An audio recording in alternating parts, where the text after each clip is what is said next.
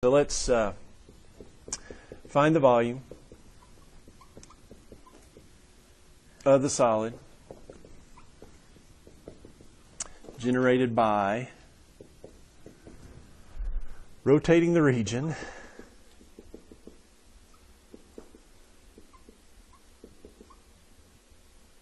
between, bounded by, y equals 1 over x to the fourth, x equals 0, y equals 1, and y equals 4, about the y-axis.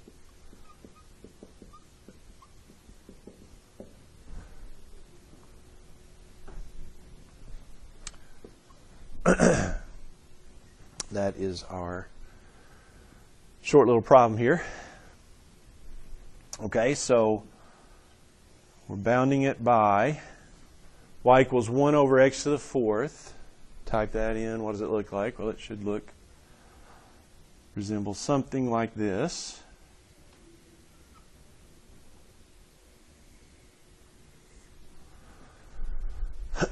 But I am bounding it by x equals 0, which is, the y-axis now,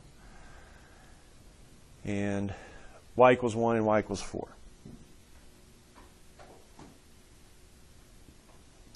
That's 1, so that would be 4. So basically this. I mean, it's symmetrical, so it doesn't really matter. Just forget the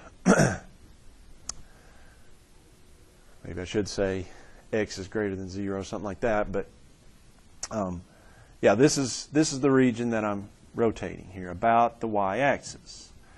Well, we haven't talked about the other option for finding volume yet, so it's not really an issue. Which one do I use? I've got to use the disk method. That's the only one I know about yet. But let's talk about that. If I use the disk method here, it doesn't really make sense to integrate with respect to x, does it? Because if I integrate with respect to x, I'm talking rectangles like this, vertical.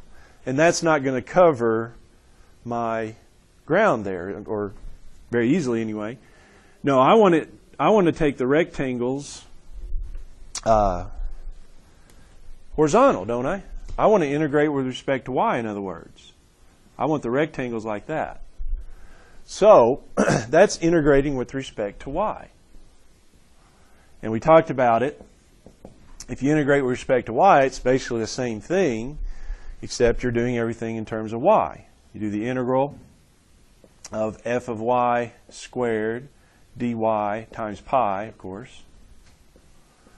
It's all the same, but you change it to make it in terms of y's, because we're integrating this way. And again, note, it is disk method that I'm using, because on disk method the rectangles are perpendicular to the axis of rotation. Okay, so what does that mean here? I know I'm going from 1 to 4 pi. Now what's the f of y that I square? Well, if it's f of y, that means it's an x equals equation. I need an x equals equation for f of y. Right? F of y, it's x equals f of y. Is the if you're talking f of x, it's y equals f of x. If it's f of y, it's x equals. The problem I have here is this is the function I'm talking about, and it's not x equals. It's y equals. So what do I have to do? Make it be x equals. So how do I make that be x equals? I'll just solve it for x. Multiply both sides by x to the 4, one way to do it. Then divide by y. That'll get it, that form of it. Divide by y. X to the fourth equals 1 over y. So how do I get it to x equals? Well, if it was x squared, I'd square root. It's x to the fourth, so fourth root? Yeah, x is the fourth root of 1 over y, or 1 over the fourth root of y, because the fourth root of 1 is 1. So I can just write it this way. So that's my f of y right there. to go right here. Everybody okay with me on that? See where I got f of y? F of y is the 1 over 4th root of y. So I do dy, and I'm going 1 to 4. Which turns out to be not too bad of an antiderivative, right? That's how would I write that where I could do it a nice antiderivative? Y to the negative 1/4 power, yeah. So the antiderivative would be pi times add 1 3/4 power. So divide by that up front, so that would be the reciprocal multiplied 4/3 y to the 3/4 from 1 to 4. So the volume turns out to be there 4/3 of 4 to the 3/4 minus 4/3 1 to the 3/4. And, well, 4 to the 3/4 is not going to be a nice number. 4th power, yeah, 4 to the 4th root is basically what I'm looking at.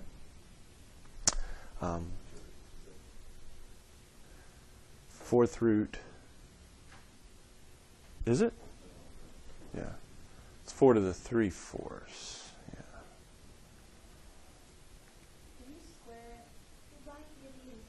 Oh, that's why it's not working out. Sorry. Error. I forgot something. Square it. Yes. There we go. I don't know why I didn't square it. I just forgot. Easy to do, I know. All right. So that's 1 to 4 of pi. Now the... Did we get bonus points on the test and we forget? No. It's that easy. I just do that every once in a while to make sure you're paying attention. That's y to the negative 1/2, which is actually going to work out much nicer, isn't it? I was thinking it was a nice answer. It wasn't coming out so nice. Okay, so that would be pi antiderivative y to the negative 1/2. Does that sound better? It's y to the positive 1/2.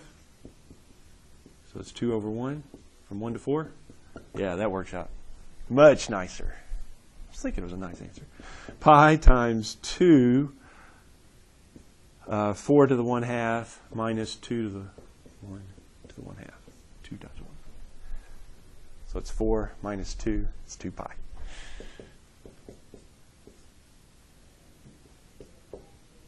Right? 2 pi? Okay. I don't have the answer. Okay. All right, now, here's another thing with disk method. Is that okay? Any question or concern?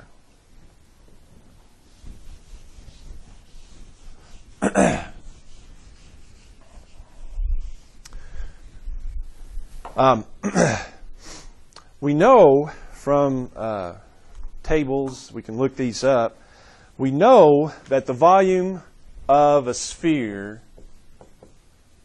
is 4/3 pi r cubed.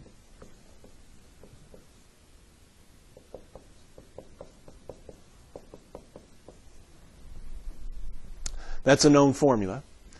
And whenever I'm explaining it to my Math 130 students, I have a pretty good explanation for the volume of a cylinder, for the volume of a box. I can explain that pretty well. This one, it takes a little calculus, though, to explain. And that's what I want to do here.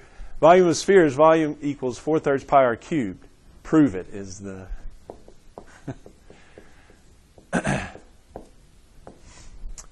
name of the game here that I wanted to show you. Because we can do that now, because here's the deal.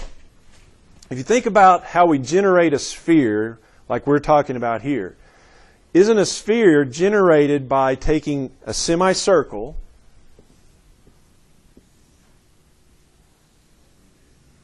and rotating about the x-axis? Isn't that what it is? It's a semicircle. That's one way you can think of making a sphere.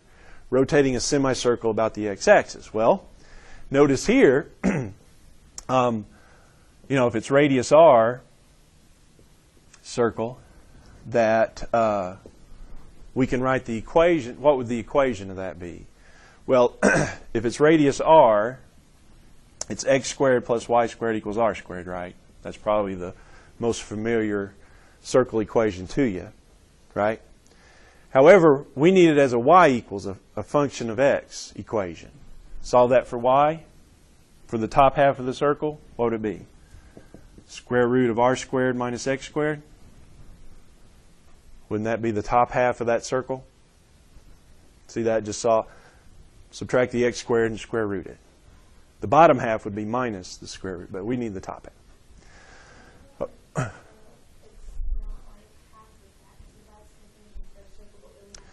It is half, because technically, if we solve this for y, we'd have a plus and a minus, right? So the top half is the plus, the bottom half is the minus. Okay. All right. So the question then becomes, or the method is this method, right? I want to take this, which is y equals the square root of r squared minus x squared, and rotate it about the x-axis. Well, I want to integrate this way with respect to x, so the volume by this method says what? It's the integral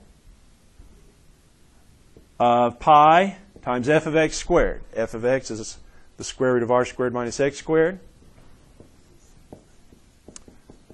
We square it. I won't forget this time. Dx. And we are going from where to where? Yeah, we're going to the radius, from the minus radius to the positive radius, right? So yeah, we're just doing in general, so we can do it minus r to plus r. So we okay on that? Well, the good news here is that square root goes nicely with that square. And so that makes it negative r to r pi times square root and the square cancel, don't they? So just be r squared minus x squared dx. Okay. We haven't run into this much, but we need to do the antiderivative. And like I said, I don't think we run into it at all. We're integrating with respect to what? X. R is really just a constant, isn't it? R is whatever radius circle we're talking about. It could be 4, it could be 5. R is just a constant. And it's not x. So that's just like having 4 there. What would be the antiderivative if I just have 4 there?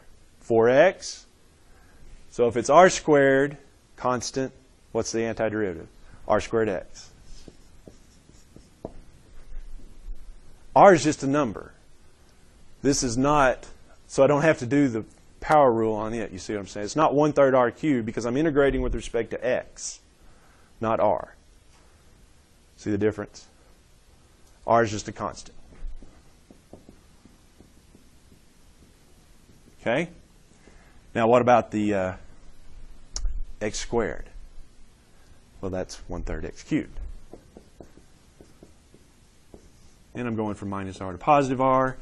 So plug those in and see what happens. You get r squared times r minus 1/3 r cubed minus, plug in the minus r, we have r squared times minus r, and then minus 1/3 times minus r cubed.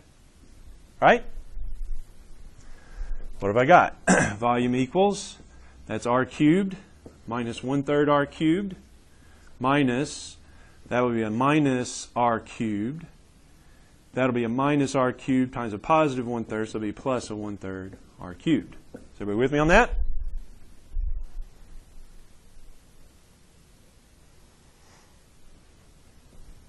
Well, this minus is going to change those to positive and that to a minus. So, one way I can see it is I've got 2r cubes, and then I've got minus 2, it's a cube, thirds r cubed. Right? Just if I put those two together. But, isn't that still like terms? Yeah. 2 minus 2/3, what does that give you? 4/3. Doesn't this give you 4/3 r cubed? or also known as 4/3 pi r cubed.